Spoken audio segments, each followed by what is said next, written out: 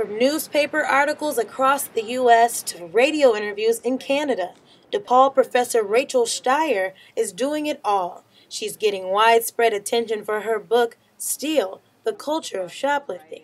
So I'm really interested in transgression and these little things that people do to assert themselves, either illegal things or dangerous things or risky things. Shtier looked into the history of the crime as well as what goes on today, even amongst celebrities like Winona Ryder. I looked at all the different video footage of Winona as she made her way through the store in this frenzied fashion. And of course, it's incredibly interesting to think about, why does somebody who apparently has everything, why do they feel compelled to shoplift? She also notes that the identity of the average shoplifter is not what you may think. More people who make $60,000 shoplift than people who make $20,000. So shoplifting is really a middle-class crime. And it's no easy task figuring out why it's done. I think that there's not one answer.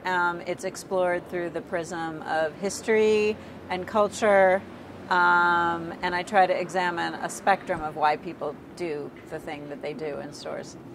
In America, nearly 27 million people shoplift. That's about 9% of the population. But in Shtier's book, she says it could actually be more, and it's costing you at home $450 a year to make up for that stolen property. The crime tax, which is the amount that everyone else pays to compensate for shoplifted items. I don't want to have to pay for something that I had nothing to do with. Especially if you're paying for items that the shoplifter didn't really need.